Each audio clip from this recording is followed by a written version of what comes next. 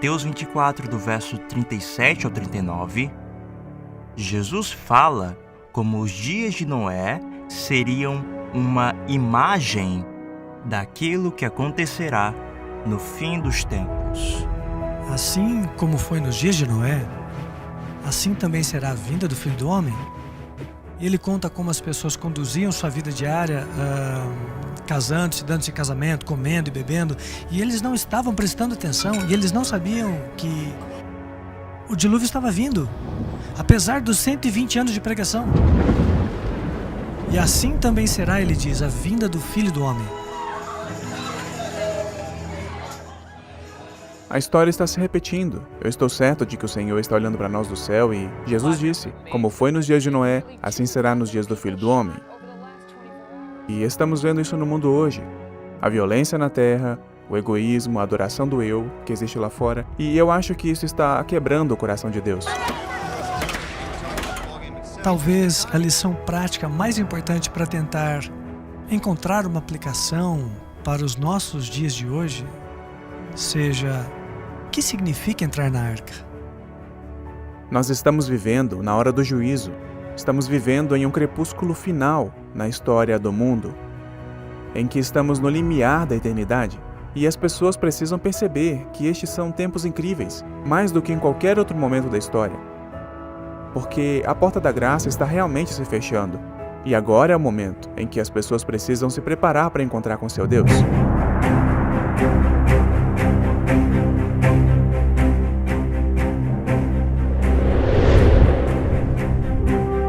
O que aconteceu antes do dilúvio vai acontecer de novo, logo antes da segunda vinda de Cristo. Aqueles que não têm perspectiva, os que não estão atentos à mensagem bíblica, eles continuarão como estão, seguindo o curso normal da vida, e eles não verão o fim chegar. Eu sou Jeff Wright, diretor do Layman Ministries. O que você verá agora não se parece com nada do que já viu antes. Não apenas investigaremos a história do dilúvio, mas também estudaremos as raízes da evolução e como ela influenciou o Ocidente. E o mais importante, veremos como a história de Noé ajuda a explicar as páginas da profecia bíblica. Essa é a história de Noé e do dilúvio como você nunca viu antes.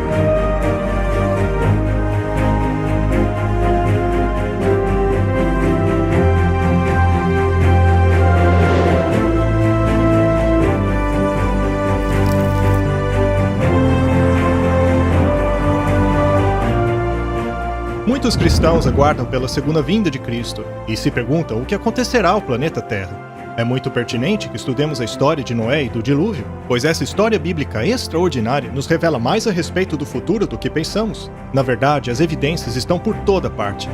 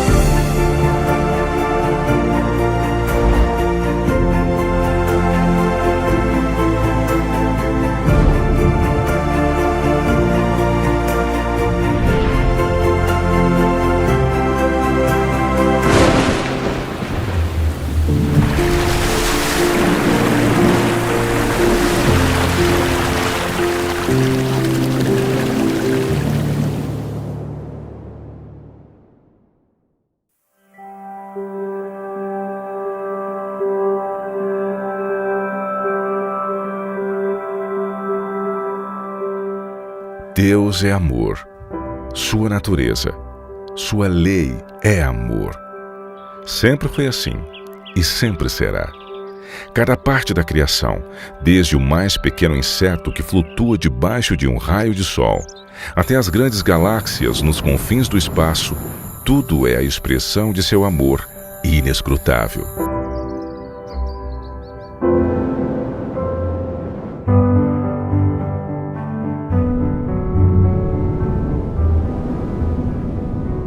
Não há dúvida nenhuma de que o mundo antes do dilúvio falava do amor de Deus. Tudo era incrivelmente belo.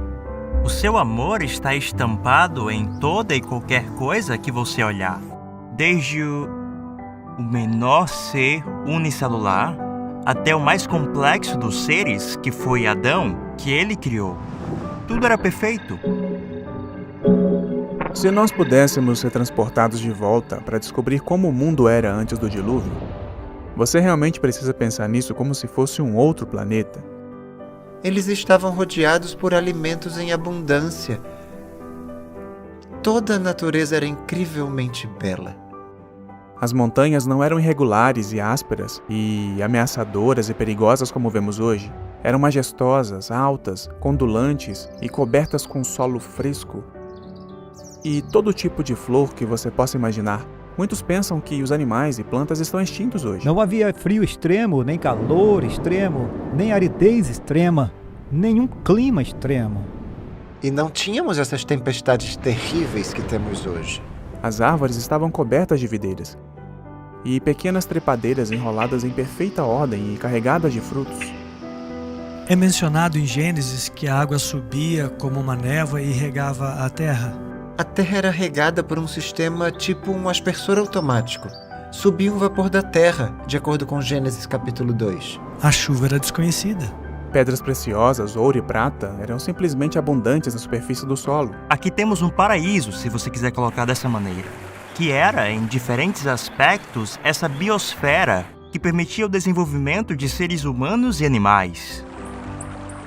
É claro que a expectativa de vida das pessoas era muito longa, de acordo com o relato bíblico. Quando Deus faz isso, ele diz que era bom, muito bom.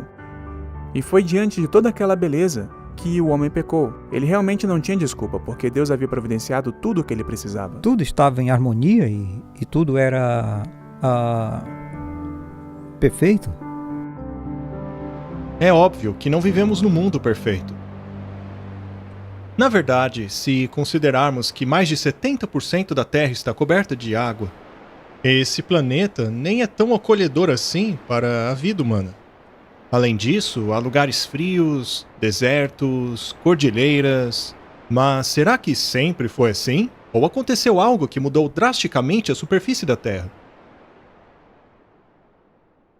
O dilúvio alterou completamente a geografia da Terra. Esses pequenos pedaços da natureza que são quebrados e que nos revelam o verdadeiro horror do pecado. E o que vemos em nosso mundo hoje é a consequência disso. O homem começou a tentar encontrar a felicidade por meio do egoísmo, da pecaminosidade e da maldade. Mas Deus é tão amoroso. Ele disse: ainda tem gente lá embaixo que eu posso salvar. Quero salvar o máximo de pessoas que eu puder. Eu vou adverti-los. Se eles ainda tiverem algum fio de qualidades redimíveis e se buscarem, eu salvarei. E então ele criou essa arca. Ele criou um veículo através do qual eles poderiam ser salvos. E Noé, um mensageiro através do qual eles poderiam aprender. Deus está nos avisando. Deus nos dá revelações proféticas para nos arrependermos. Ignorar seria desastroso, assim como foi para aqueles nos dias de Noé. Em muitos aspectos, a história de Noé e do dilúvio é uma demonstração literal das profecias de Apocalipse. Eu lhe convido agora a estudar as profecias de Apocalipse, regressando aos dias de Noé.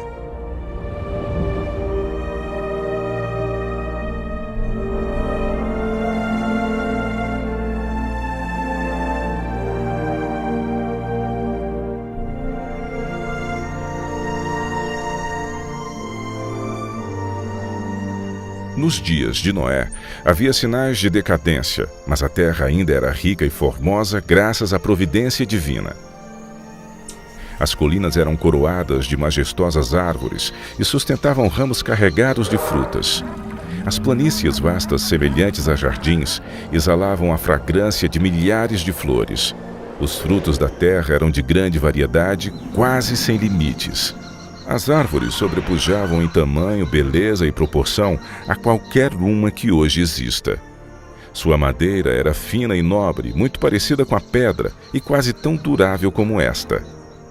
O ouro, a prata e pedras preciosas existiam em abundância. A raça humana ainda conservava muito de seu vigor inicial.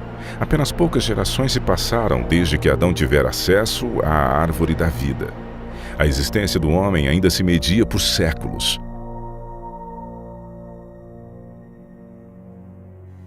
Se aquele povo longevo houvesse se dedicado ao serviço de Deus, com suas raras capacidades para planejar e executar, teriam feito do nome de seu Criador um louvor na terra e correspondido ao propósito por que Ele lhes dera a vida. Eles, porém, não fizeram isto. Havia homens de grande estatura e famosos por sua sabedoria, habilidosos para imaginar as mais maravilhosas obras. Sua culpa, porém, ao dar rédeas soltas à iniquidade, estava em proporção com a sua perícia e habilidade mental. Deus dera aos antediluvianos muitas e riquíssimas dádivas, mas usaram a sua generosidade para se glorificarem e as tornaram em maldição, fixando suas afeições nos dons ao invés de no doador. Utilizavam o ouro, a prata, as pedras preciosas e as finas madeiras na construção de mansões para si, esforçando-se por sobrepujar uns aos outros no embelezamento de suas moradas com a mais habilidosa mão de obra. Procuravam apenas satisfazer os desejos de seu orgulhoso coração e se deleitavam em cenas de prazer e impiedade. Sem vontade de conhecer a Deus, logo negaram a sua existência. Adoravam a natureza ao invés do Deus da natureza. Exaltavam a inteligência humana, adoravam as obras de suas próprias mãos e ensinaram seus filhos a adorar imagens de escultura. Construíram altares para seus ídolos à sombra das majestosas árvores. Bosques extensos que conservavam a folhagem durante todo o ano eram dedicados ao culto de falsos deuses. Estes bosques estavam ligados a belos jardins, através de longas e sinuosas avenidas adornadas por árvores carregadas de fruta e de todo tipo de estátuas. Tudo fora planejado de forma a agradar os sentidos e fomentar os desejos pecaminosos do povo. Isso os induziu a participarem do culto idólatra. Os adoradores de falsos deuses dotaram suas divindades com atributos e paixões humanas, e assim sua norma de caráter se degradou à semelhança da humanidade pecadora. Viu o Senhor que a maldade do homem se multiplicara sobre a terra, e que toda a imaginação dos pensamentos de seu coração era só má continuamente. A terra corrompeu-se diante da face de Deus e encheu-se de violência. Deus deu ao homem os seus mandamentos como regra de vida, mas a sua lei era transgredida e todos os pecados imagináveis eram praticados. A maldade do homem era aberta e ousada, a justiça pisada no pó. Os gritos dos oprimidos chegavam até ao céu. O mundo ainda estava em sua infância, porém a maldade se tornou tão profunda e generalizada que Deus não mais podia suportar. Ele disse: destruirei de toda a face da terra o homem que criei. Declarou que seu espírito não contenderia para sempre com a raça decaída. Se não cessassem de poluir com seus pecados o mundo e seus ricos tesouros, ele os eliminaria de sua criação e destruiria as coisas com que tanto amor os havia abençoado. Acabaria com os animais do campo e a vegetação que fornecia tão abundante provisão de alimento, e transformaria a formosa terra em um vasto cenário de desolação e ruína.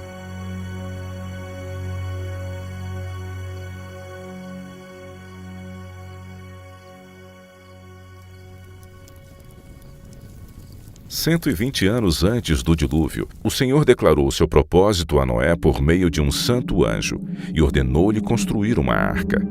Enquanto construía a arca, ele deveria pregar que Deus traria um dilúvio de água sobre a terra para destruir os ímpios. Os que crescem na mensagem e se preparassem para aquele acontecimento pelo arrependimento e reforma de vida, encontrariam perdão e seriam salvos. Deus deu a Noé as dimensões exatas da arca e instruções explícitas com relação à sua construção em todos os pormenores. A sabedoria humana não poderia ter concebido uma estrutura de tão grande resistência e durabilidade. Deus foi o projetista e Noé o construtor-chefe. Tinha uma altura de 3 andares com apenas uma porta que ficava na lateral. A luz entrava por cima e os compartimentos foram arranjados de tal forma que eram todos iluminados. O material empregado empregado na construção da arca era o cipreste ou madeira de gopher, a qual estaria isenta de apodrecimento durante centenas de anos. A construção dessa imensa estrutura foi um processo lento e trabalhoso. A arca, por si mesma, não poderia resistir à tempestade que viria sobre a terra. Unicamente Deus podia preservar seus servos das águas tempestuosas. Noé, pela fé, quando foi avisado divinamente das coisas que ainda não se viam, temeu, e para a salvação de sua família preparou a arca, pela qual condenou o mundo e foi herdeiro da justiça que é segundo a fé. Enquanto Noé pregava sua mensagem de advertência ao mundo, seu trabalho testemunhava de sua sinceridade. Assim, a sua fé foi aperfeiçoada e manifestada. Deu exemplo ao mundo ao acreditar naquilo que Deus havia dito.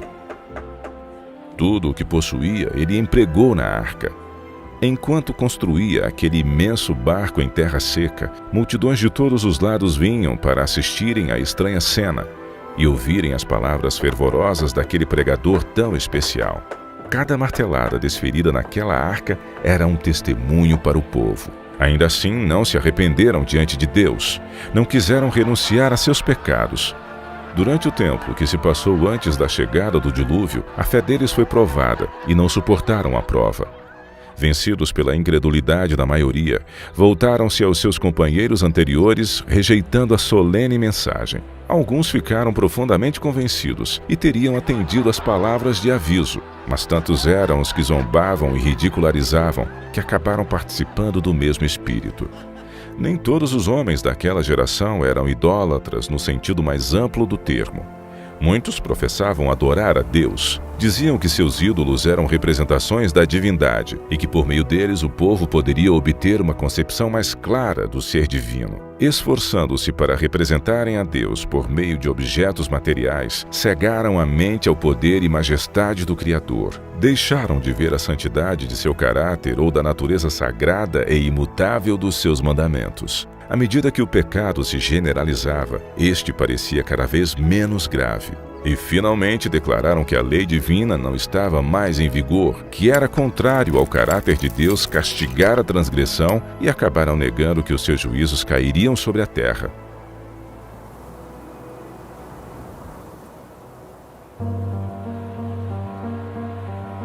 Se aquela geração houvesse obedecido à lei divina, os homens teriam reconhecido a voz de Deus na pregação de seu servo. Mas ao rejeitarem a luz, suas mentes tornaram-se tão cegas que realmente acreditavam que a mensagem de Noé era um delírio. As multidões de maiorias não estavam do lado da justiça. O mundo voltou-se contra a justiça e a lei de Deus. Noé foi considerado um fanático. O mundo ria-se da loucura daquele homem iludido. E ao invés de humilharem seus corações diante de Deus, insistiram em sua desobediência e maldade como se Deus não tivesse falado através de seu servo. Noé permaneceu firme como uma rocha em meio à tempestade. Rodeado pelo desdém e ridicularização popular, ele se distinguiu por sua santa integridade e fidelidade inquebrantável. Suas palavras eram acompanhadas de poder. Seu relacionamento com Deus lhe dava força do poder infinito. Durante 120 anos, sua voz anunciou aos ouvidos daquela geração acontecimentos que, segundo a sabedoria humana, estavam fora de cogitação. O mundo antes do dilúvio argumentava que as leis da natureza haviam permanecido inalteradas por séculos. As estações haviam sucedido umas às outras. Até ali, nunca havia chovido. A terra era regada por uma neblina ou orvalho, mas devido à sua obstinada resistência às reprovações da consciência, aquela geração encheu a medida de sua iniquidade e se tornou madura para a destruição. Seu tempo de graça estava prestes a terminar. Noé havia seguido fielmente as instruções que havia recebido de Deus. A arca havia sido concluída exatamente como Deus determinara. Havia provisão de alimentos para homens e animais. E agora o servo de Deus fez o seu último e solene apelo ao povo. Em um angustiante apelo que as palavras não podem descrever, Noé suplicou que buscassem refúgio enquanto ainda podiam achar.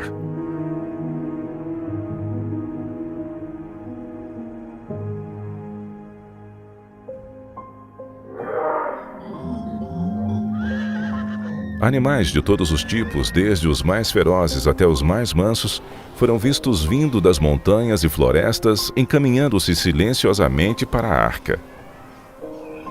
Ouviu-se então um ruído como um forte vento, e eis que surgiram aves de todos os lados e em tal quantidade, que chegaram a escurecer os céus e em perfeita ordem entraram na arca. Ao contrário daqueles animais, os homens não obedeceram a Deus. Guiados por anjos de 2 em 2, entraram na arca macho e fêmea, assim como Deus ordenara. Os animais limpos de 7 em 7, o mundo contemplava maravilhado. Alguns tiveram medo e chamaram seus filósofos para explicarem aquele estranho fenômeno. Ainda assim foi em vão, pois era um fenômeno que não podiam compreender. Deus ordenou a Noé: entra tu e toda a tua casa na arca, porque te achei justo diante de mim e desta geração. O mundo havia rechaçado as advertências de Noé, mas a sua influência e exemplo foi uma bênção para a sua família. Como recompensa de sua fidelidade e integridade, Deus salvou com Noé todos os membros de sua família.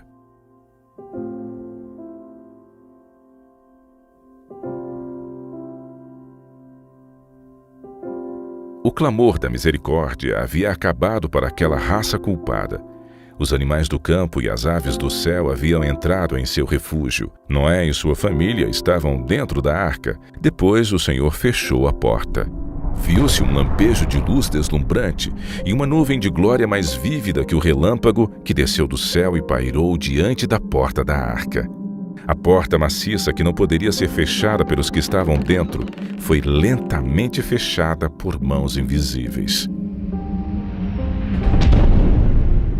Noé ficou do lado de dentro, enquanto aqueles que rejeitaram a misericórdia de Deus do lado de fora. O selo de Deus havia sido posto na porta.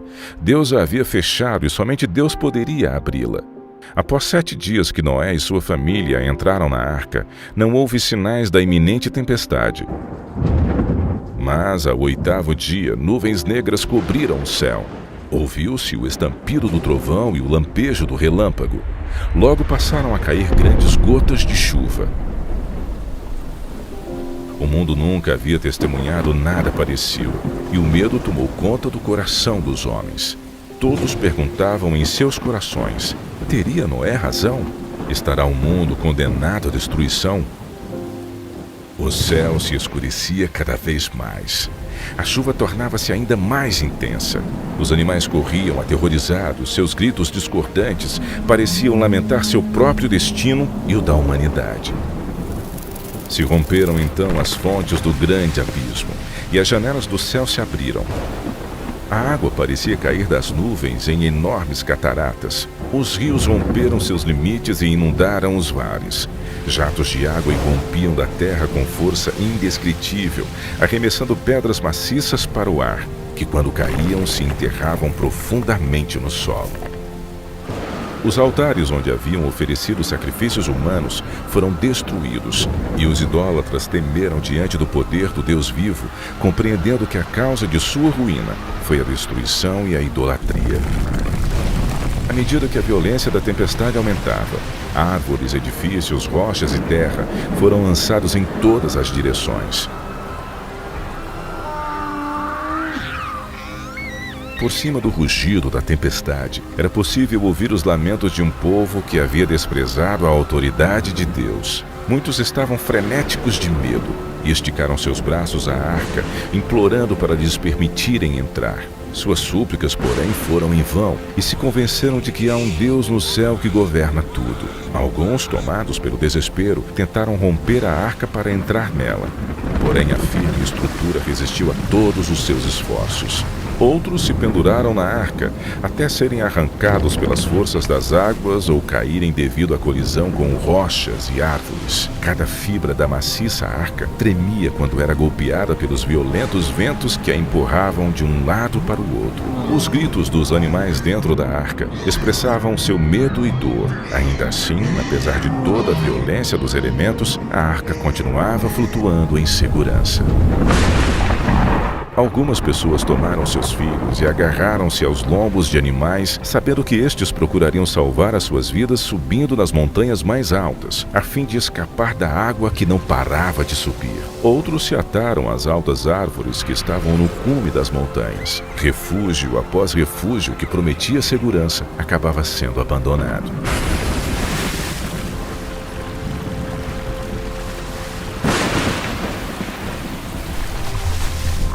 medida que as águas subiam mais e mais, as pessoas fugiam para as elevadas montanhas em busca de refúgio. Em muitos lugares, homens e animais disputavam o mesmo espaço, mas todos eram varridos pela fúria das águas. A partir dos picos mais altos, os homens contemplavam um enorme oceano sem praias. As solenes advertências do servo de Deus já não eram mais motivo de zombaria e chacota. Como desejavam aqueles pecadores condenados recuperarem a oportunidade que deixaram passar. Mas a doce voz de misericórdia não seria mais ouvida. O amor, não menos que a justiça, exigia que os juízos de Deus pusessem um fim ao pecado.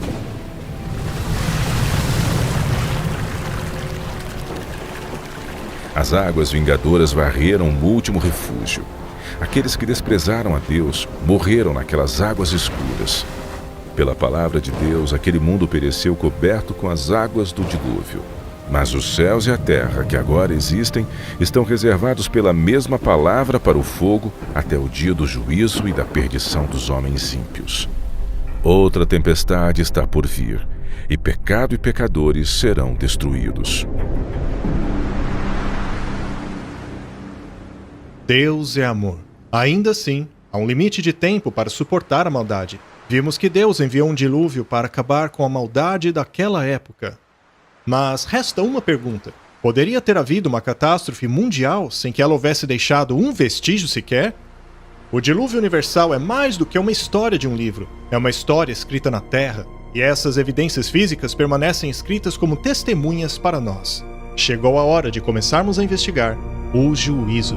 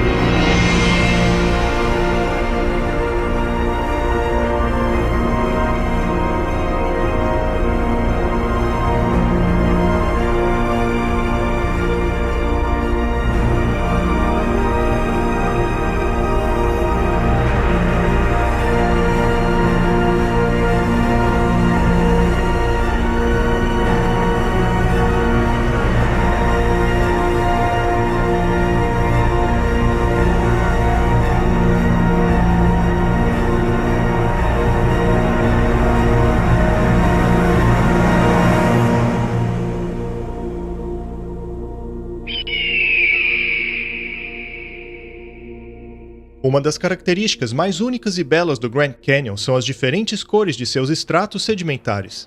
Elas são vistas ao longo da parede do canyon por quilômetros. Essas camadas de calcário e arenito acabam criando esse arco-íris nas rochas. É essa característica do Grand Canyon que o torna tão belo de ser contemplado. E são justamente essas camadas que nos dão a maior pista de como o Grand Canyon foi formado. As camadas rochosas que vemos em todos os lugares da Terra geralmente estão em camadas. As rochas sedimentares estão quase todas depositadas pelas águas. Vemos que essas camadas de rochas são de turbiditos, o que quer dizer que uma grande catástrofe provocou uma ação turbidítica, carregando aquela enorme quantidade de sedimentos por meio de água. Então a água traz a lama ou areia, ou mesmo materiais mais grosseiros, carrega e deposita em uma camada. É normalmente assim que as rochas são formadas na coluna geológica. E então existem diferentes tipos de sedimentos que acabam fazendo com que as rochas pareçam bem diferentes, bem em cima uma da outra. Mas a pergunta é, depois da formação dessa camada, quanto tempo se passa até a próxima camada se formar em cima dela? A tendência geral é crer que, ao longo de milhões de anos, um oceano avançou sobre o continente, depositou uma camada de sedimento e então se retirou, deixando o solo seco mais uma vez. Durante este período seco, que teria durado dezenas de milhões de anos, esta camada sedimentar estaria exposta aos elementos do clima e à erosão. E se apenas ficar lá, sem ser coberto rapidamente, então muitas coisas acontecem. As plantas crescem nela, as raízes se espalham, vira moradia de animais. As correntes de água vão cavar canais nela. Então ela não fica intacta. Dezenas de milhões de anos de ação atmosférica e erosão teriam deixado uma grande quantidade de irregularidades entre os estratos, como, por exemplo, colinas e vales. Mas não é isso que vemos. Há pouca variação entre os níveis, eles são extremamente planos. E esse período de tempo que supostamente ocorre entre duas camadas pode ser de 10 milhões de anos, pode ser de 15 milhões, pode ser de até 150 milhões de anos, como a gente vê numa certa parte do Grand Canyon, nos depósitos do Grand Canyon. Você espera tanta erosão, na verdade, tanta erosão, que todo o registro já deveria ter acabado há muito tempo atrás.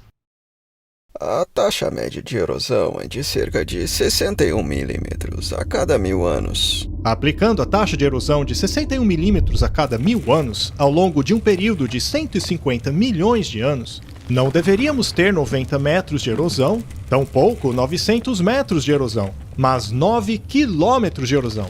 Todos os sedimentos juntos que compõem os estratos do Grand Canyon deveriam ter suportado uma erosão 6 vezes maior. Mas o que vemos são estratos horizontais. Isso indica que foram depositados rapidamente em uma sequência muito veloz. Então, é realista achar que 150 milhões de anos se passaram e nada aconteceu com essa camada? Não foram erodidos grandes vales.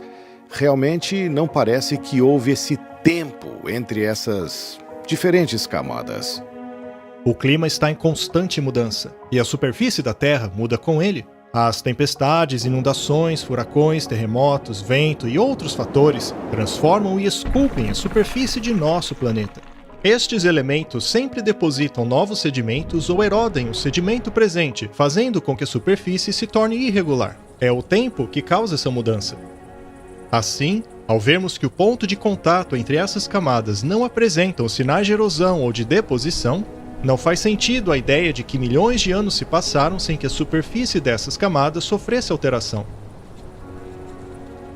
Estas são camadas turbidíticas, geralmente classificadas de grosso a fino, o que desafia princípios uniformitários. Tinha que ser uma deposição rápida.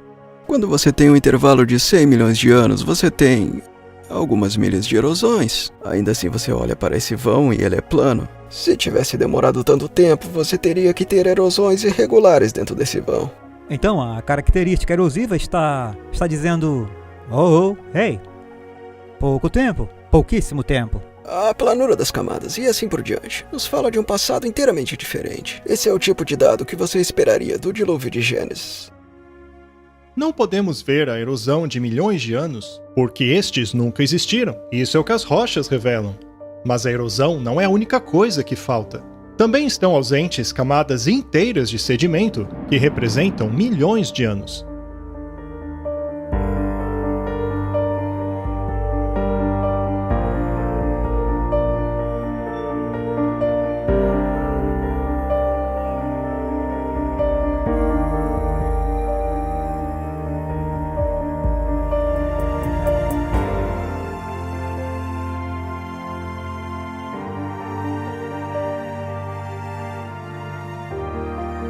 Aqui no Grand Canyon podem ver que atrás de mim há essa rocha de coloração mais clara chamada de arenito coconino. Ela está bem acima dessa mais escura chamada de folhelho permiano. Entre as camadas de arenito coconino e folhelho permiano falta uma terceira camada, chamada de formação Schnabel Hill. Veja nesta imagem o arenito coconino de cor mais clara, seguido logo abaixo pela formação Schnabel Hill, aquela que está ausente no Grand Canyon. Abaixo da formação Schnabel Hill está o folhelho permiano, um pouco mais escurecido devido à vegetação do vale. Esta é a formação Schnabel Hill. São mais de 240 metros de rocha, o que corresponderia a 6 milhões de anos.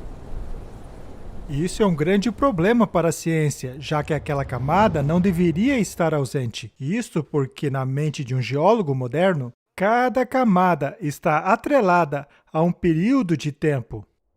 E eliminar uma camada de rocha significa eliminar este período de tempo.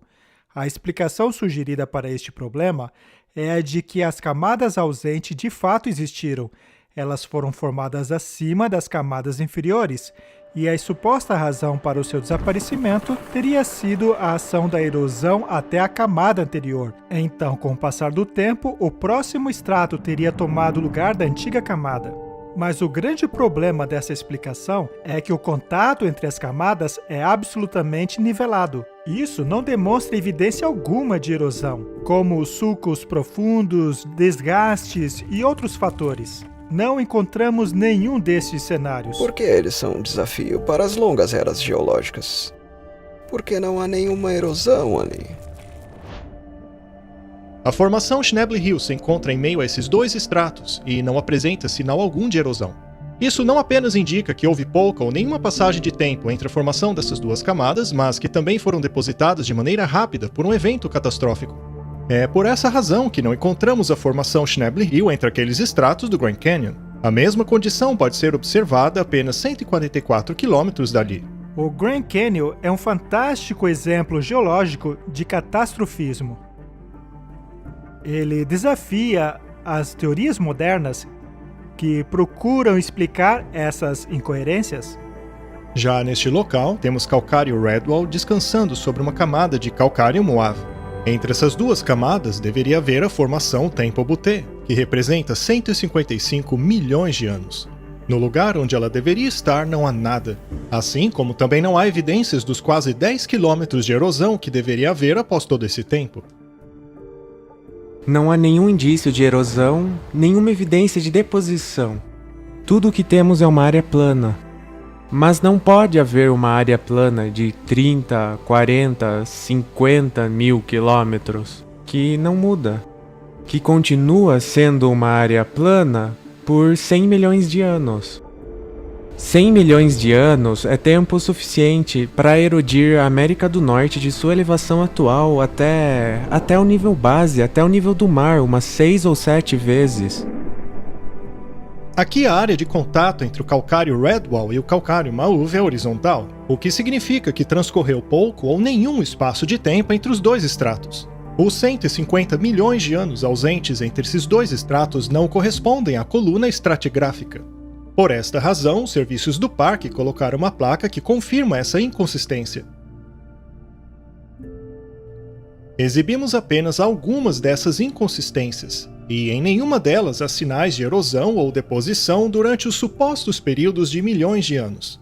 Este é um problema sério para os evolucionistas, porém não é nada quando comparado à grande discordância, um vazio de tempo de mais de 1 bilhão de anos. Mas isso não é tudo. O contato entre as duas camadas também é horizontal. É interessante que quando descemos ao nível do Rio Colorado, nós encontramos o que chamamos de pré-cambriano. O material vulcânico é muito acidentado e muito misturado. E os sedimentos cambrianos que aparecem sobre eles permanecem ali. Posteriormente, eles se tornam pouco misturados, camada após camada.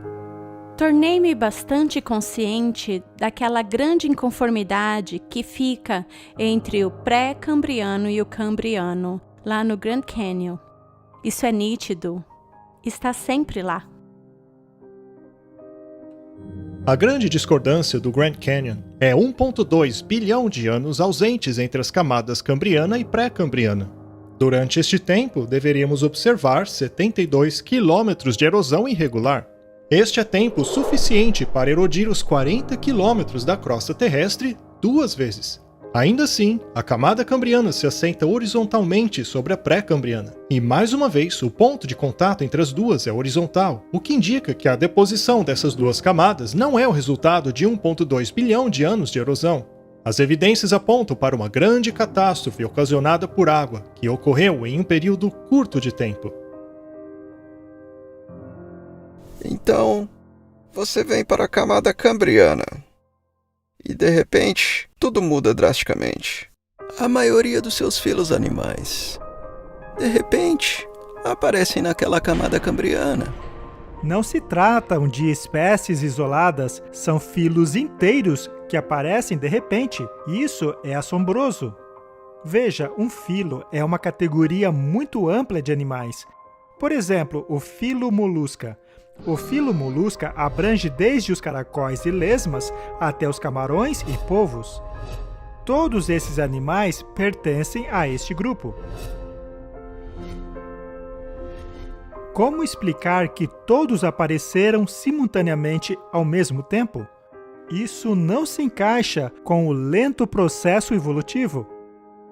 E este é um problema duplo para a evolução, e os evolucionistas estão cientes disso. Eles chamam isso de explosão cambriana. A explosão cambriana é o período das camadas cambrianas em que temos registros fósseis de animais completamente formados.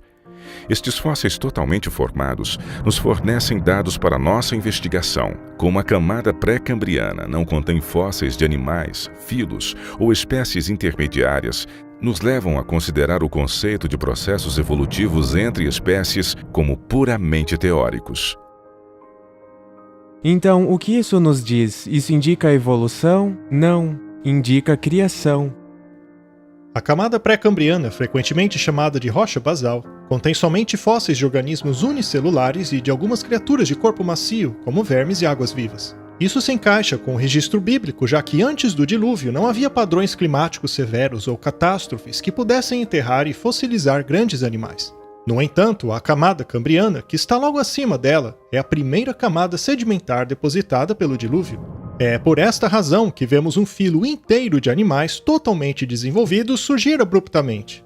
A razão pela qual não vemos traços de espécies intermediárias ou de lentos processos evolutivos é porque estes nunca ocorreram. As camadas sedimentares do Grand Canyon não são evidências da evolução. Pelo contrário, são testemunhas de uma inundação catastrófica. Quando vemos o tamanho desses depósitos, somos levados a crer que esta inundação foi um evento global.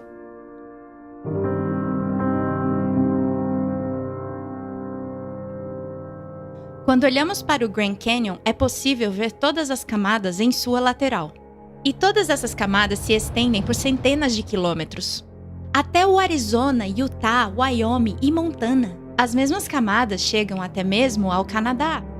O arenito da Pitts, que se encontra no fundo do Grand Canyon, foi a primeira camada depositada pelo dilúvio. Ela começa no México, cruza a América do Norte e chega até mesmo na Groenlândia. A formação Morrison cobre cerca de 643 mil quilômetros quadrados do Novo México ao Canadá. E o arenito de São Pedro cobre aproximadamente 800 mil quilômetros quadrados. Ao observarmos aquelas camadas, vemos que todas elas estão niveladas horizontalmente. Isso não apenas mostra que aquelas camadas foram assentadas rapidamente, mas também revela que não houve milhões de anos de erosão entre elas. A ausência de erosão entre as camadas do Grand Canyon mostra que estas foram depositadas rapidamente por uma catástrofe. E o fato destas camadas percorrerem centenas de quilômetros, passando por vários estados e chegando até mesmo ao Canadá, revela que a dimensão da catástrofe foi muito maior do que qualquer coisa que o homem moderno já viu.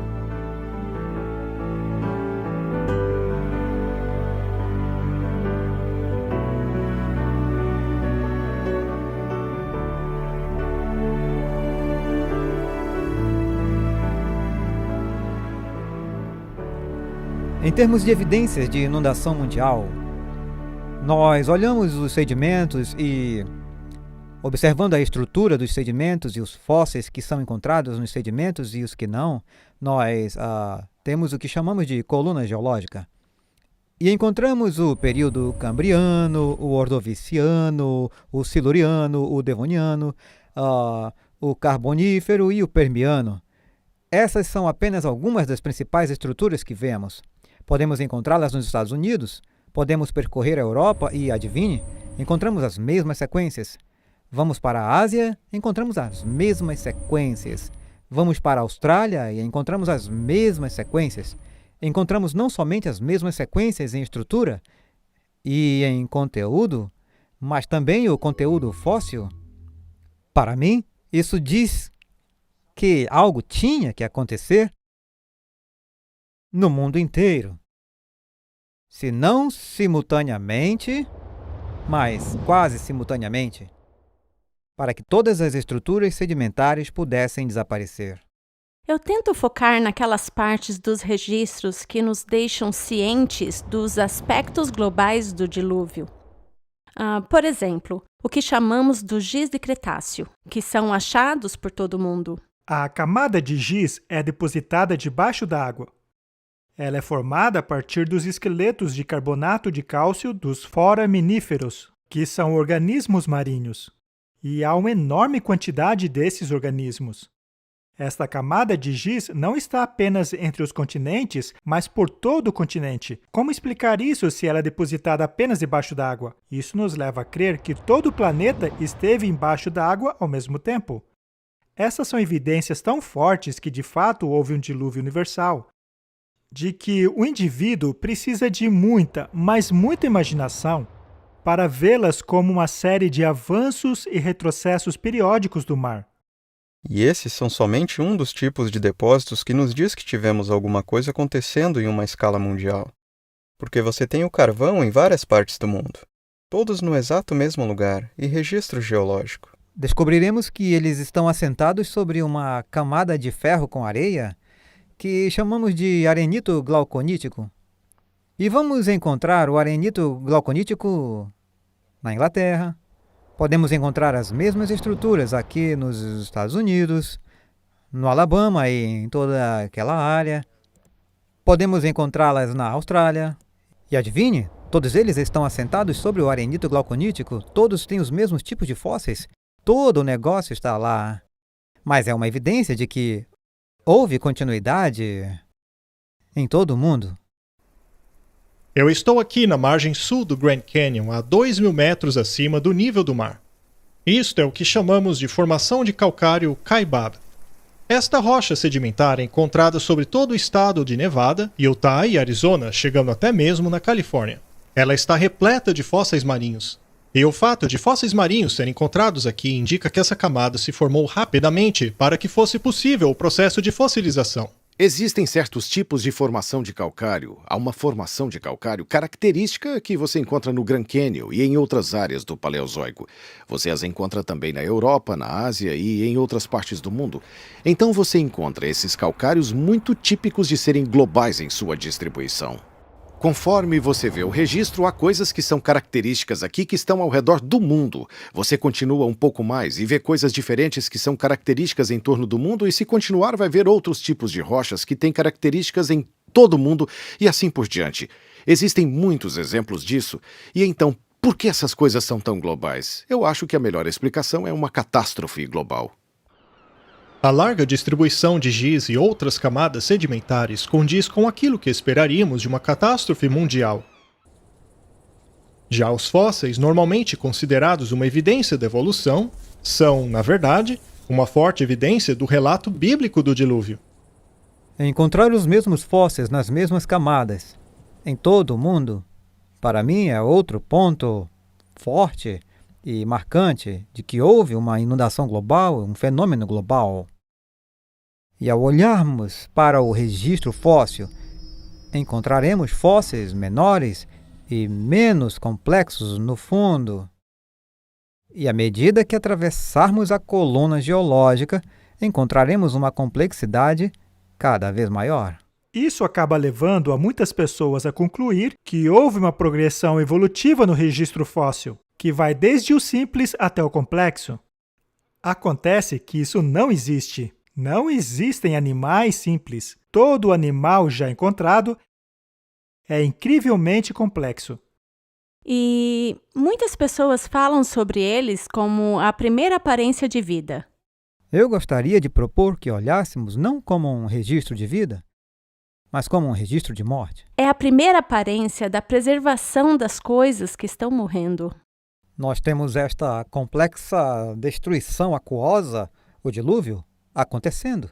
E ao mesmo tempo em que estes sedimentos estão se instalando, eles também prendem as formas de vida à medida que morrem, da simples a mais e mais complexa. É óbvio que quando o ambiente é coberto com turbidito, os seres que vivem no fundo serão enterrados no fundo.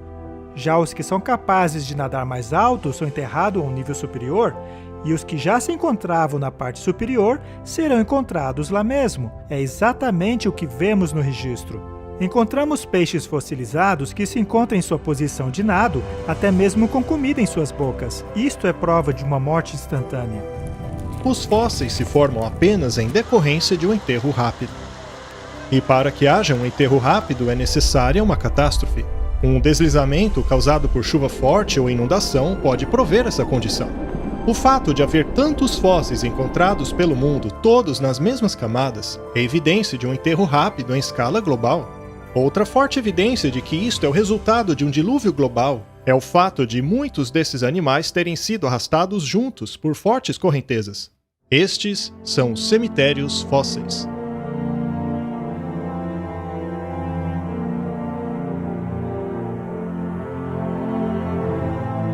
Cemitérios fósseis são algo que a maioria das pessoas não estão familiarizados. É a ideia de que você tem uma mortalidade em massa. Quer dizer, um número grande de animais foram destruídos e enterrados praticamente ao mesmo tempo.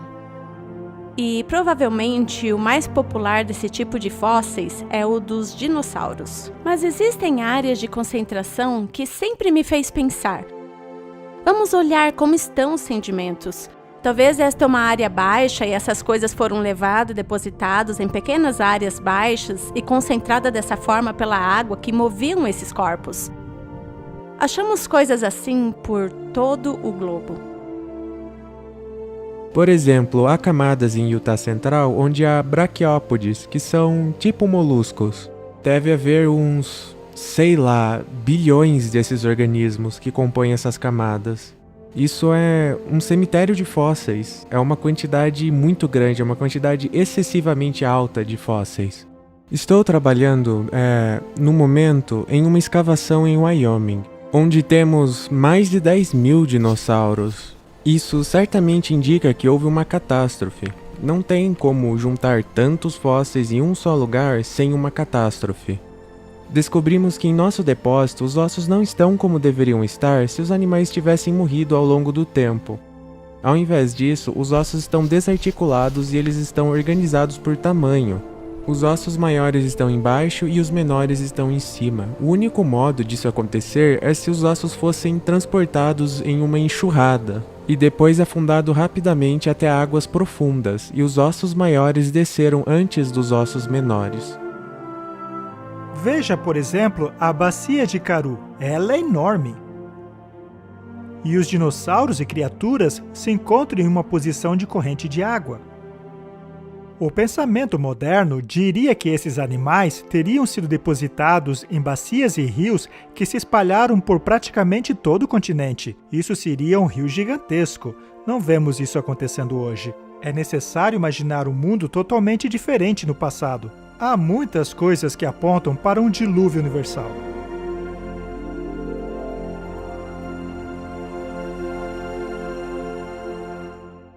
As violentas forças do dilúvio arrastaram milhares de animais para grandes áreas onde foram fossilizados. No entanto, sob circunstâncias diferentes, alguns desses restos de animais se tornaram carvão. O carvão é uma massa de material vegetal que foi depositada numa unidade. Essa massa foi compactada e se transformou quimicamente em carvão. Depósitos de carvão podem ser muito extensos, eles podem ser muito grossos também, até 300 metros de espessura para uma camada individual. Nós o encontramos nessas costuras bem planas, que geralmente têm pontas e fundos muito acentuados, e assim por diante. O que normalmente não é a maneira como as plantas crescem. Isso parece transportado, obviamente, depositado pela água. Encontramos organismos marinhos em campos de carvão que são depósitos terrestres. Isso desmente qualquer história que contradiga o relato bíblico. Encontramos grandes quantidades de carvão. Temos carvão no Wyoming, temos milhões e milhões de toneladas de carvão na Austrália, temos milhões e milhões de toneladas de carvão na Europa. Voltando à Pensilvânia, temos todo esse tipo de material. Eles cobrem milhares de quilômetros quadrados e você encontra o mesmo tipo de depósitos de carvão no mesmo lugar, no registro geológico espalhado por toda a Europa, indo para a Rússia e assim por diante. A extensa distribuição desses depósitos de carvão é em escala mundial. Independentemente de sua localização, esses depósitos de carvão se encontram na mesma posição na coluna estratigráfica, demonstrando que foram depositados ao mesmo tempo. Portanto, seria lógico concluir que a formação desses depósitos de carvão são resultado de uma catástrofe causada por água, ocorrida em escala mundial e praticamente ao mesmo tempo. Estima-se que sejam necessários de 600 a 900 centímetros de vegetação para formar 30 centímetros de carvão. Alguns desses depósitos possuem mais de 30 metros de espessura, o que exigiria mais de 60 ou 90 metros de vegetação cobrindo uma área de muitos milhares de quilômetros quadrados. Quando os cientistas observam a quantidade de carvão existente na Terra, se dão conta que nem toda a vegetação existente no planeta seria capaz de formar essa quantidade de carvão. E é verdade. A diferença é que eles acreditam que todo esse carvão foi resultado de milhões de anos de acumulação. A Bíblia, por outro lado, diz que a Terra antes do dilúvio era um planeta verde exuberante. Não é improvável que isso venha apenas da vegetação que existia pouco antes do dilúvio. Muitos cientistas, por exemplo, acreditam que os céus em sua criação permitia a Terra estar um pouquinho abaixo de 2 atmosferas de pressão. E essas 2 atmosferas de pressão promoveria um crescimento significativo? Onde agora vemos desertos, cordilheiras e continentes gelados, houve uma vez, antes do dilúvio, terras férteis e bosques como nunca vimos antes. Encontramos grandes quantidades de petróleo nos desertos do Oriente Médio, que são vestígios desta antiga paisagem verde. Os cientistas descobriram, através de perfurações, que um dia a Antártica já foi um continente tropical coberto por palmeiras. As enormes florestas enterradas durante o dilúvio e que depois se transformaram em carvão e petróleo formam os extensos depósitos que vemos hoje em dia. Estas são apenas algumas das evidências que testificam do grande amor de Deus pelo homem mediante a criação de um planeta verde exuberante, e que mais tarde foi destruído por uma catástrofe de água, exatamente como a Bíblia diz. O dilúvio é um evento que harmoniza o que vemos na geologia. Em termos de uma criação recente de Deus, em apenas 6 dias, alguns milhares de anos atrás, como descrito na Bíblia.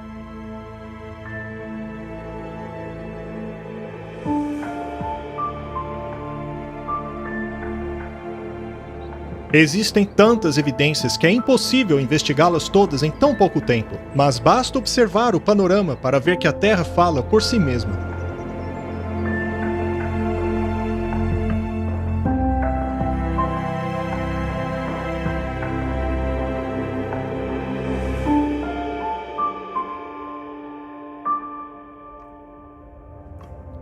Vimos que não há erosão entre as diferentes camadas horizontais do Grand Canyon, o que indica que estas camadas foram depositadas rapidamente e não após milhões de anos. Vimos também que a magnitude desta catástrofe precisa ser tão grande quanto os estratos que ela formou, e a extensão dessas camadas pelos continentes confirma o seu impacto mundial. Vimos também que não há rastros de erosão entre essas camadas sedimentares durante os supostos milhões de anos. A ausência desta erosão não se encaixa com o modelo evolutivo. Também vimos que a primeira camada sedimentar contém fósseis de animais completamente formados. Não há etapas evolutivas progressivas. A existência de fósseis nessas camadas são a evidência de que esses animais foram enterrados rapidamente. Alguns peixes possuem até mesmo alimento em suas bocas. E os grandes cemitérios fósseis também são uma prova sólida de que milhares de animais mortos, como peixes, mamíferos e até aves, foram arrastados, enterrados e fossilizados juntos. Vimos também que os depósitos gigantescos de carvão e petróleo só poderiam ter sido criados através da compactação da vegetação de uma terra verde e exuberante que tenha sido destruída e enterrada. Vimos como a camada de giz do Cretáceo, formada pelo dilúvio, cobre todos os continentes, apontando para um desastre global. Quando consideramos todas essas evidências, vemos que a própria Terra revela que, em algum dia, ela foi destruída por uma catástrofe mundial causada por água.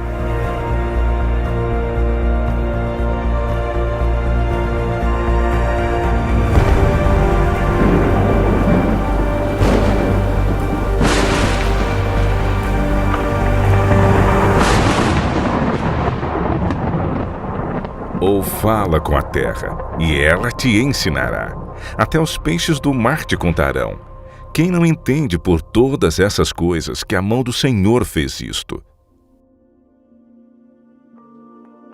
Uma vez que o mundo está tão repleto de evidências, por que algumas das mentes mais brilhantes da comunidade científica rechaçam a história do dilúvio como descrita na Bíblia? A razão tem pouco a ver com as evidências.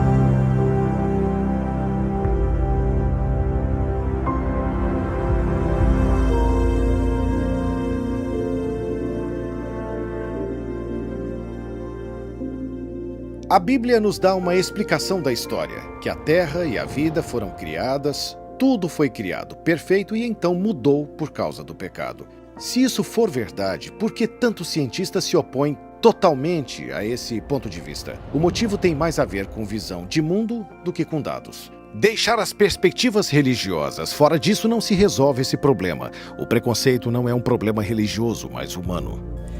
Não importa o que professamos, se dissermos eu sou cristão e rejeito a biologia evolucionista, ou eu sou evolucionista e rejeito o cristianismo, ou se eu estiver andando em círculos entre estes dois, ainda assim, tudo que fazemos, tudo que vemos, tudo que dizemos e percebemos, toda a nossa visão de mundo, o jeito que formulamos os nossos conceitos, nossos pensamentos sobre tudo que vemos e sabemos sobre o mundo ao nosso redor, são inevitavelmente afetados por essas duas visões. Essa visão de mundo tem uma forte influência sobre o que nós percebemos e no tipo de perguntas que fazemos. Se você limitar o número de interpretações que você pode adicionar à sua cosmovisão, então, obviamente, isso vai limitar os tipos de teorias que você pode criar.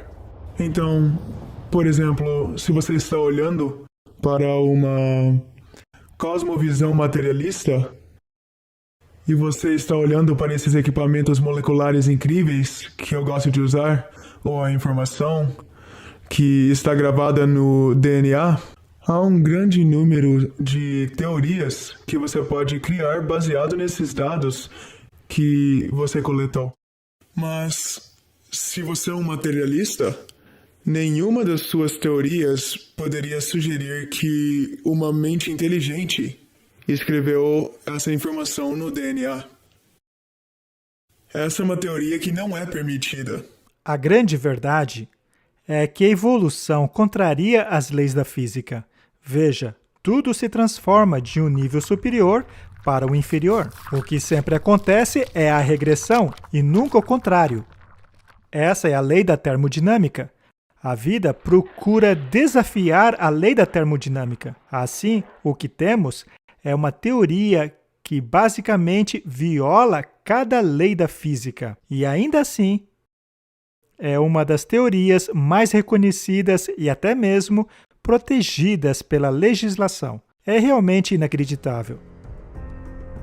A ciência se define como uma exploração sistemática que constrói, organiza o conhecimento em forma de explicações comprováveis e previsões sobre o universo.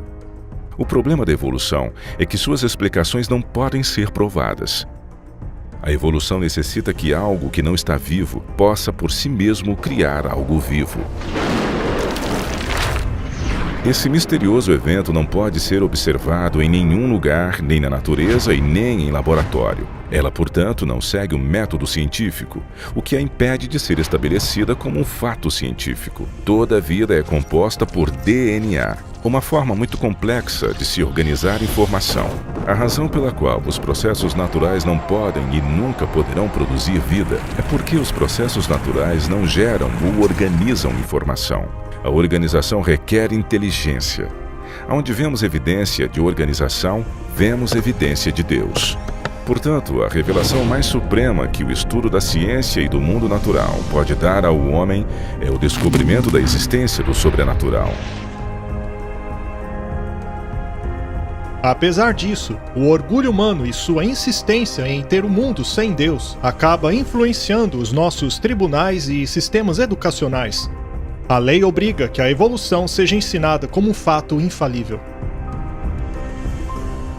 As pessoas me fazem perguntas sobre por que é que a ciência parece estar cada vez mais e mais confiante em seu compromisso com uma ex-origem completamente evolutiva da vida. É porque temos mais dados? Não, realmente não é isso. É porque a ciência tem uma certa visão de mundo e a confiança nessa visão está cada vez mais forte. E acho que parte disso é por causa das batalhas políticas sobre o que será ensinado nas escolas públicas. Quando nos mandam ensinar esta teoria, o que eles estão fazendo, pelo menos na minha opinião, é obrigar a todos os professores a mentir, já que os professores têm que ensinar essa teoria, que é uma hipótese da ciência moderna, enquanto existem teorias melhores para explicar aquilo que vemos e que são excluídas. O mais justo a se fazer seria apresentar as duas teorias aos estudantes, para que eles mesmos pudessem escolher. Mas a maneira como está se fazendo hoje vai contra toda a lógica. Você não fala de Deus em nossos livros didáticos, livros científicos e históricos e assim por diante. Deus está fora de cena. Mas e se Deus realmente existir? Não é assim que se encontra a verdade. Então é assim que a cosmovisão pode limitar as coisas.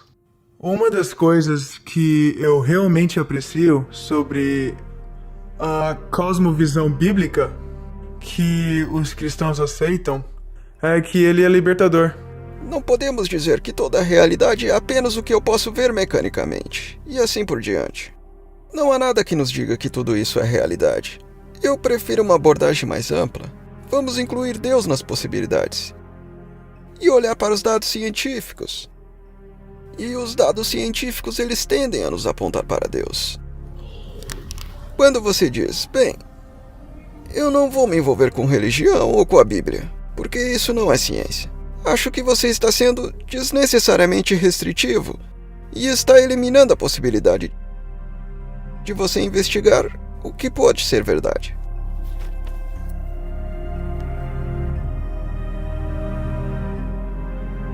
Mas a ciência tem um certo apelo à independência da mente e do coração humano. A ciência é o reino do ser humano.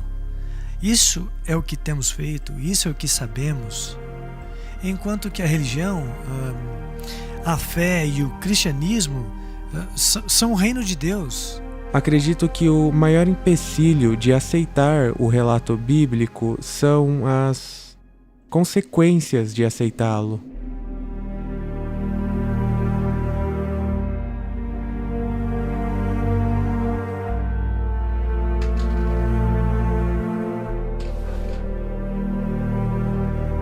Agora, o problema de trazer Deus para essa discussão é que, inevitavelmente, volta também a questão da responsabilização moral. E dizer que tem moralidade em um paradigma evolucionista é enganar-se mesmo. Não pode haver um ser supremo e seres inferiores sem definir essa relação de alguma forma. E intuitivamente reconhecemos que há uma lei moral. E examinados por essa luz, não ficamos bem na cena. E, portanto, para escapar desse contexto de julgamento, para escapar do contexto de responsabilização moral, há uma tendência natural de querer se esquecer do Criador. E, consequentemente, coisas como a história do dilúvio, as evidências que ainda são visíveis na Terra, estas são coisas que talvez, de alguma forma, nosso subconsciente fica muito feliz encontrando uma explicação alternativa. Nós nos sentimos confortáveis deixando essa ideia de responsabilização moral. Eliminar a responsabilidade moral implica em reescrever a história do mundo. Adotou-se uma nova visão de mundo, uma visão de mundo que exclui o dilúvio. O objetivo disso é eliminar o juízo de Deus e, como consequência, eliminar a responsabilidade moral. O que vamos ver agora é como ocorreu essa transição.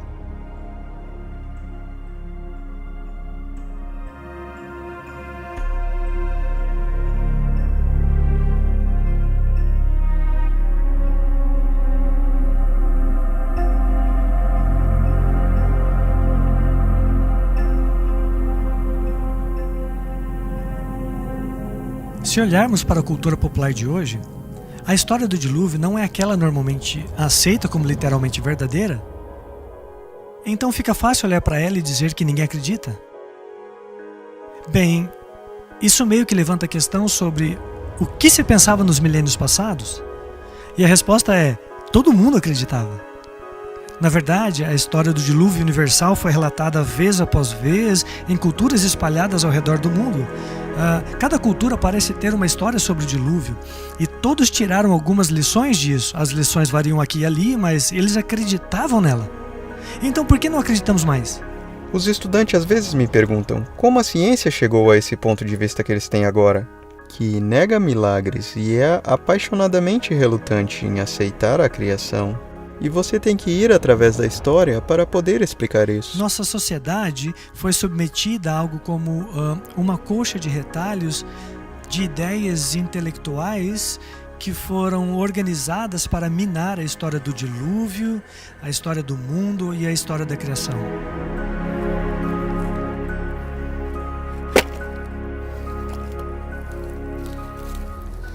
O grande acobertamento. Enterrando o juízo.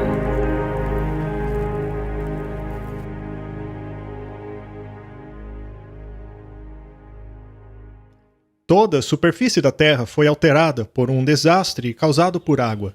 E essas evidências tão avassaladoras não podem simplesmente serem apagadas por aqueles que rejeitam a história do dilúvio. Eles então a reinterpretaram.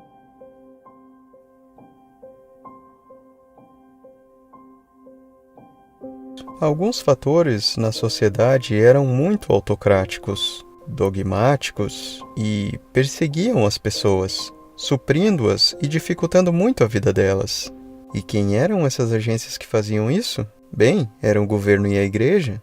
Uma das coisas que o homem mais deseja é obter o domínio sobre os outros homens. Durante a Idade Média, era a igreja que governava o mundo. Então, durante a Idade Escura, ou período da Idade Média, por 1500 anos, tivemos esse marco monolítico, quase que universal, de governança da Igreja Católica por toda a Europa. Uma das arenas de combate no desenvolvimento da nova liberdade de pensamento, mesmo sob a influência da Igreja Católica nos últimos 1500 anos, com certeza era o campo da ciência. E as histórias desses cientistas são bastante conhecidas, desde Galileu a Newton, de Copérnico a Francis Bacon, que travaram conflito com a igreja. Provavelmente Galileu é um dos mais famosos. Ele promoveu o heliocentrismo, ou o Sol como centro, e todos os planetas girando ao redor, mas a igreja não gostou disso, por uma variedade de razões filosóficas. Manter a Terra no centro era filosoficamente importante. Essa era a marca da perfeição de Deus, e ter essa ideia circulando por aí, de que a Terra não está onde achávamos que ela estava e de que outros planetas não giravam em círculos perfeitos, isso não foi nada popular. Então Galileu foi chamado pela Santa Inquisição, foi preso, ameaçado com punição severa e possivelmente morte. Nós usamos essa história hoje, infelizmente, muitas vezes para criar esse antagonismo intransponível entre o cristianismo e a ciência. E isso não é o que deveríamos aprender dessa lição, porque quando olhamos para os ensinos da igreja na Idade Média, em muitos casos, não é o que a Bíblia diz. O mundo estava dominado por um pensamento religioso muito rígido. E qualquer coisa que saísse desse esquema tão rígido era visto como uma ameaça à verdade.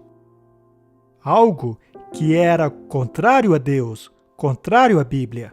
E como tal, precisaria ser eliminado pela força, mediante a ação da Inquisição e da pena de morte. E chegou finalmente a um ponto na história onde as pessoas estavam cansadas disso. Elas estavam exaustas disso e a igreja estava perdendo sua credibilidade por causa disso. Por causa da forma como eles estavam tratando as pessoas. As pessoas estavam cansadas da forma que os governos haviam tratado elas. E isso ocasionou um movimento entre os estudiosos para se afastarem das autoridades e de quaisquer dessas agências autocráticas. O mundo via Deus como um Deus vingativo, que ficava à espreita, observando, só esperando alguém fazer alguma coisa de errado. E os reis governam não por amor, mas por ganância. Outros são controlados não por amor, mas por medo, incluindo a igreja.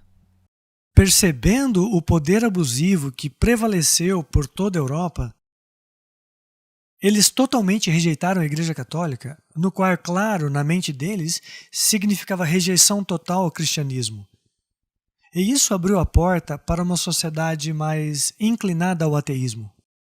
E, segundo a mentalidade do homem, quem era essa força restritiva? Bem, a força restritiva que impedia a expansão da mente era Deus. Portanto, vamos nos livrar dele, vamos nos livrar de Deus, para que assim possamos crescer intelectualmente. E foi isso que fizeram na Revolução Francesa. Ao invés de submeter as massas aos seus dogmas e cega submissão, a obra de Roma as tornou infiéis e revolucionárias. Consideraram que sua avareza e crueldade era fruto da Bíblia e que não mais aceitariam isso. Roma distorceu o caráter de Deus e agora os homens passaram a rejeitar a Bíblia e o seu autor. Isso desencadeou automaticamente a Revolução Francesa e a total anulação do poder da Igreja que se havia mantido sobre o povo por mais de 1000 anos. Na Assembleia Nacional da França, a turba revolucionária declarou que só prestaria culto à razão. Apresentaram então uma bela mulher vestindo uma capa azul e a proclamaram como deusa da razão. E eles então consagraram a deusa da razão. Aconteceu que a razão tomou o lugar da fé em Deus. Levaram essa mulher de carruagem até Notre-Dame, destruíram a igreja e passaram a pregar semanalmente o ateísmo. Os franceses reagiram aos séculos de perseguição por parte da Igreja Católica, estabelecendo uma nova forma de governo. No lugar de uma nação com uma visão de mundo cristã pervertida e dominada pela Igreja Católica, foi adotada pela sociedade uma visão de mundo ateísta desprovida de qualquer influência cristã. A isso chamamos iluminismo. Eles não queriam coisa alguma com Deus. Eles viram que Deus era tirânico. Pessoas eram forçadas a acreditar. Portanto, agora vamos retirar Deus da equação. O que aconteceu na Revolução Francesa foi o seguinte: passamos de um mundo centrado em Deus para um mundo centrado na razão. O ateísmo surgiu, você sabe, tremendamente na França. Veja o que aconteceu na França. A Bíblia foi queimada, foi destruída. E chamam a isso de Era do Iluminismo. Portanto, vemos essa ideia de iluminismo retirando totalmente Deus do quadro. Dentre todos os segmentos da sociedade francesa, foram os padres católicos que sofreram a maior taxa de mortalidade per capita. Havia muita animosidade e eles descontaram seu ódio na igreja. E na maioria dos casos, eles descontaram também no cristianismo.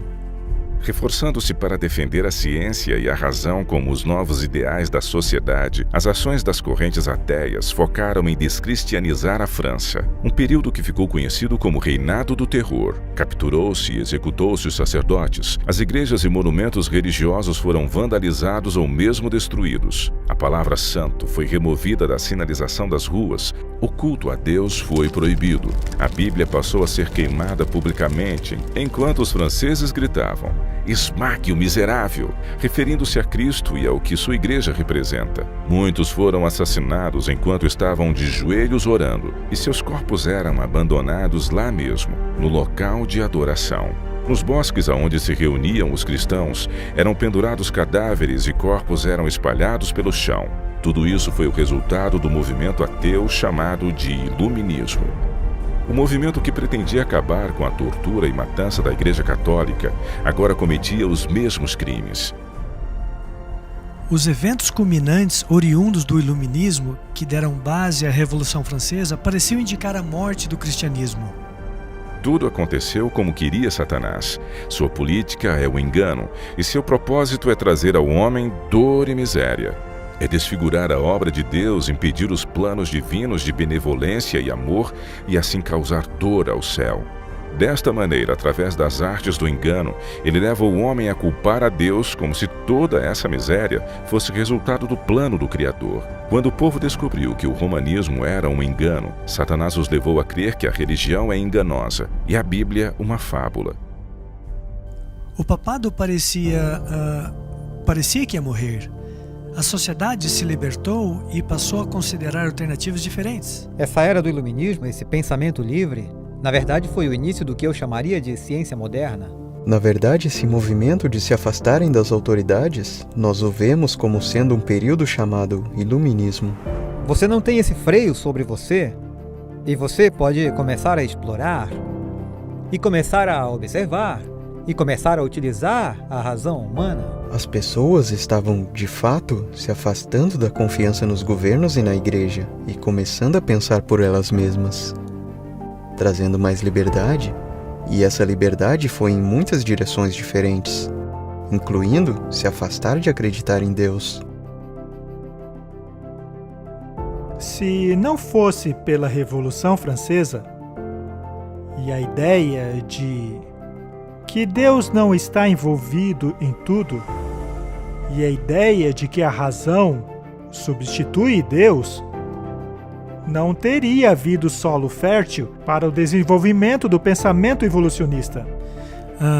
A nova geração, por assim dizer, de estudiosos da ciência da Terra, dentre os mais notáveis Lyell e Darwin, apareceram por volta de 1800. Charles Lyell foi um geólogo que introduziu pela primeira vez o conceito de que havia grandes períodos de tempo no desenvolvimento de características geológicas. E mais tarde ele escreveu a sua obra chamada Os Princípios da Geologia. Este período geológico exposto por Lyell em seu livro é conhecido como uniformitarismo.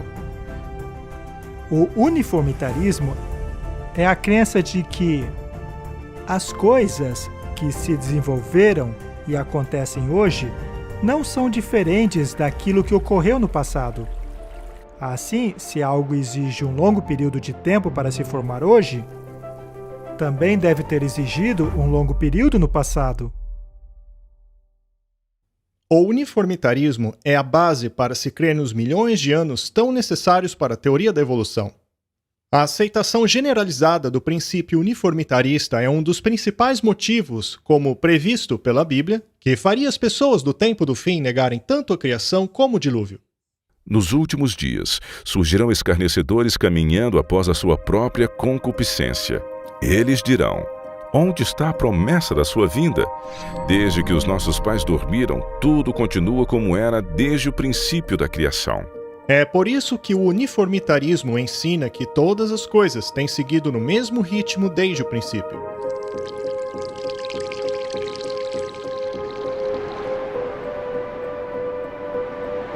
Mas e se aconteceu uma catástrofe?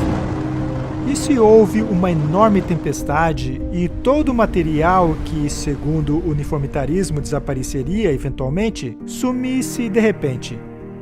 É isso o que vemos hoje.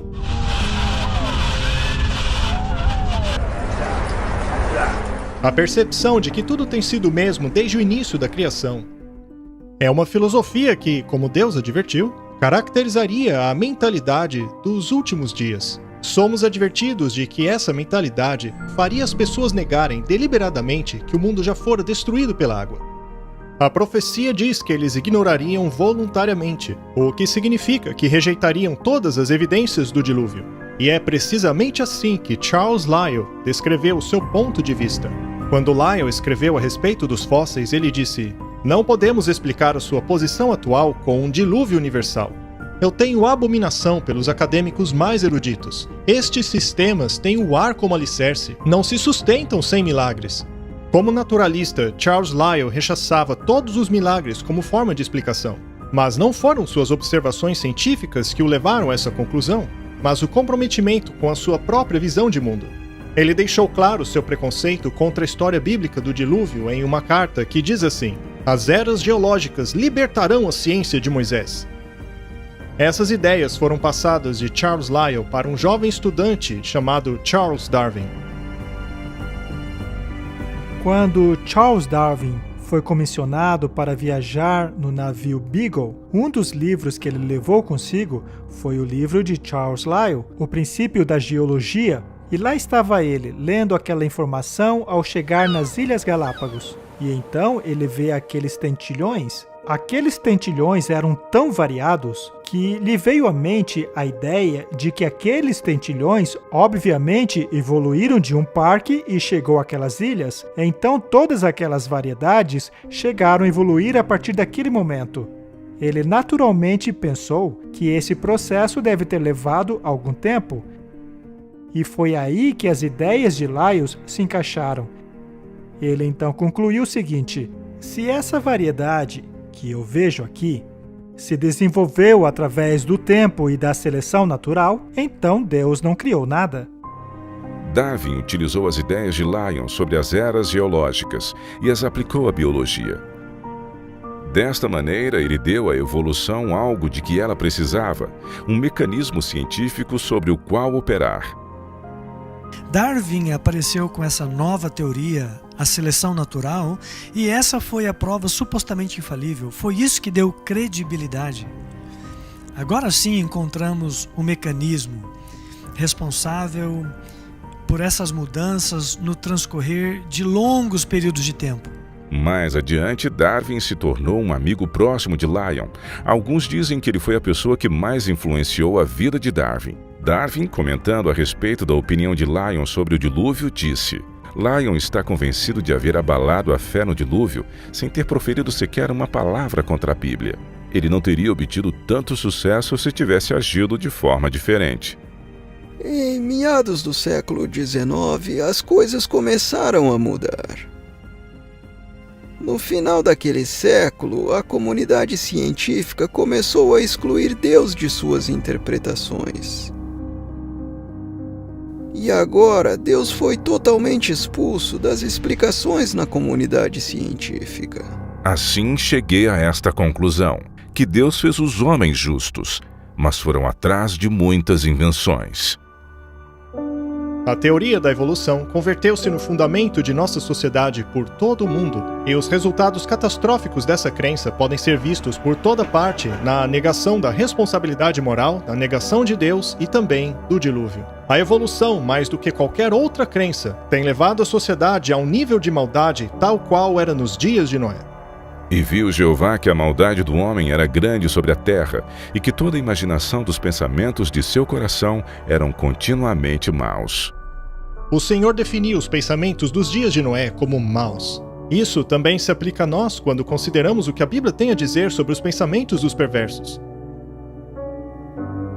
O perverso, por causa de seu orgulho, não busca Deus. Deus não está em nenhum de seus pensamentos. Quando a Bíblia diz que não há lugar para Deus em seus pensamentos, o que ela quer dizer é que Deus está totalmente ausente de sua mente. Nos dias de Noé havia muita maldade sobre a terra. Era uma sociedade sem Deus que não o buscava. Assim se cumpre a profecia de Jesus que disse: tal como foi nos dias de Noé, também será quando o Filho do Homem se manifestar.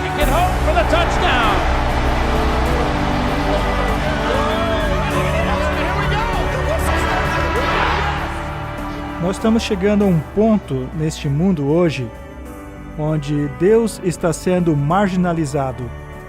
Mesmo nos sistemas políticos e leis que estão sendo feitas para todas as intenções e propósitos, leis que estão sendo escritas fora da existência e fora do psiquismo humano. Então estamos no mesmo ponto hoje.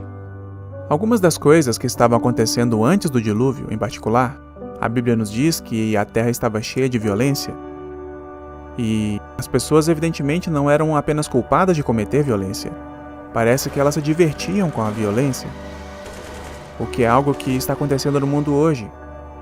E muitas pessoas sofisticadas e gentis ficariam chocadas com a ideia de serem culpadas de assassinato, mas elas não pensam duas vezes antes de se entreter vendo outras pessoas cometendo assassinato.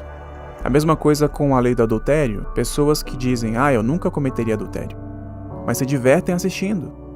E a Bíblia fala que não são apenas aqueles que fazem tais coisas, mas também aqueles que consentem aos que as fazem. A mentalidade que diz faça o que você quiser é o que temos conosco hoje. A perda da confiança na palavra de Deus começou no fim do século XVIII, no começo dos anos 1800. O aumento do evolucionismo tirou a noção das pessoas de que Deus é nosso Criador, de que temos um Criador, que temos um Deus pessoal e que há um julgamento. E se você crê em evolução, é absurdo crer num juízo. Mas se não acreditamos que Deus provocou o dilúvio no princípio, por que eu vou acreditar que ele vai destruir o mundo pelo fogo? Não faz sentido. Portanto, se eu posso levá-lo a negar o dilúvio, então basicamente estou em vantagem sobre você em negar a destruição eterna do mundo da forma como conhecemos. Enquanto a nossa cultura globalizada afasta a ideia dos princípios morais absolutos e rejeita uma norma moral, vemos como o sofrimento e a miséria aumentam de forma proporcional até que a própria vida não seja mais respeitada. À medida que a situação de nosso mundo piora, fica claro por que um juízo é tão necessário e por que ele ocorreu nos dias de Noé. A maldade desenvolveu-se a tal ponto que não havia mais solução. Ela aumentaria continuamente para todo sempre. Isso resultaria em um universo de eterna miséria. Quem gostaria de viver num universo como este por toda a eternidade? Veja a dor e agonia de pais quando estão diante das tumbas de seus filhos, por exemplo. Precisa haver um juízo. É por isso que Deus estabeleceu um limite antes que toda a humanidade se afundasse nessa situação e não restasse nenhuma testemunha do amor de Deus e do plano original da criação, que era da humanidade viver em paz, em harmonia e amor junto com Deus. Se isso acontecesse, não restaria nada para levar adiante a história do amor de Deus. Portanto, Deus tinha que intervir. Deus é amoroso, Deus é paciente. Mas como ele disse a Moisés, embora ele seja longânimo e abundante em perdão e misericórdia, de forma alguma ele inocentará o culpado. Que há um tempo de juízo. O Senhor disse: Meu espírito não contenderá com o homem para sempre, porque ele é carne. Seus dias passarão a ser 120 anos. Houve um período de 120 anos de advertências, de súplicas. O julgamento não vem sem aviso nenhum, apesar daqueles que escolheram ignorar os conselhos de Noé por 120 anos. Eles acharam que sim. O julgamento sempre foi e sempre será misturado com misericórdia. Mas a misericórdia não impede o julgamento. Inevitavelmente chega uma hora em que a chuva cai. E ele destruiu este mundo com o dilúvio. E esta destruição permanece como uma garantia de um outro juízo que ocorreria depois deste. E a Bíblia diz que este próximo juízo será pelo fogo. Ele não será novamente por meio de um dilúvio. Pode até haver inundações intermitentes, mas o juízo final será pelo fogo. E pela água, o mundo daquele tempo foi submerso e destruído. E pela mesma palavra, os céus e a terra que agora existem estão reservados para o fogo, guardados para o dia do juízo e para a destruição dos ímpios. O mundo foi batizado pela água nos dias de Noé.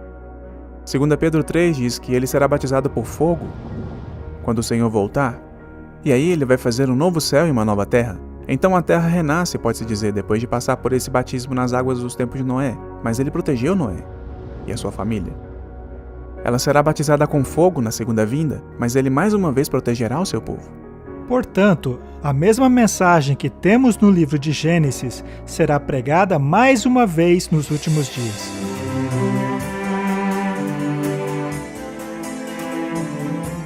O fim dos tempos dos dias de Noé se repetirá, e as rochas e fósseis da terra são testemunhas disso. Assim como foi na história de Gênesis, o registro da própria terra serve como uma profecia que nos adverte que outro juízo está chegando. Mas quando? No tempo do fim, o homem recebe 3 avisos logo antes da segunda vinda de Cristo. Tais advertências são dadas por 3 anjos e são conhecidas como as 3 mensagens angélicas. Quando a mensagem de juízo foi dada nos dias de Noé, se deu o primeiro juízo da terra. E agora, no tempo do fim, a mensagem do primeiro anjo ecoa a advertência de Noé dizendo: chegou a hora do seu juízo. No segundo episódio de Os Dias de Noé, investigaremos essas mensagens e descobriremos em que ano começou esse juízo e quando começarão os dias de Noé para a última geração.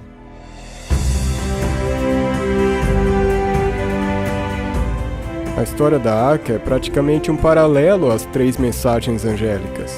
As 3 mensagens angélicas de Apocalipse 14 são as últimas mensagens de Deus para o mundo. É uma mensagem para os últimos dias, e é uma mensagem que na verdade prepara o mundo para a vinda de Cristo. Noé seguiu as instruções de Deus na construção da arca. Veremos como as mensagens dos 3 anjos apontam para uma antiga estrutura projetada por Deus, que revela as instruções a serem seguidas pelo povo de Deus como preparação para o tempo do fim. A mensagem do primeiro anjo nos aponta a verdade, a mensagem do segundo anjo nos aponta a contrafação, e a mensagem do terceiro anjo diz: escolha. E Noé convidou o povo a uma escolha, sabe? Escolham. Façam a sua decisão, mas saibam que essa decisão é definitiva. Está chegando a hora do juízo. As pessoas estão sendo avisadas com antecedência porque Deus ama o homem e quer salvá-lo. E Deus mais uma vez verá a maldade humana e dirá que os pensamentos do seu coração e mente são continuamente maldosos e mais uma vez trará juízo. Portanto, é uma mensagem de advertência, é uma mensagem de amor, mas é também uma mensagem de que há um juízo iminente.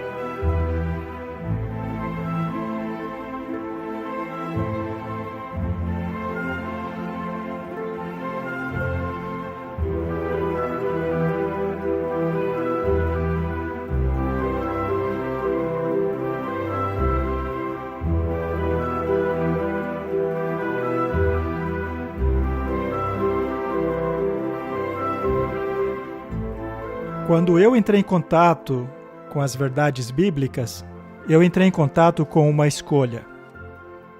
Eu era um ateu e a profecia me disse que havia um Deus.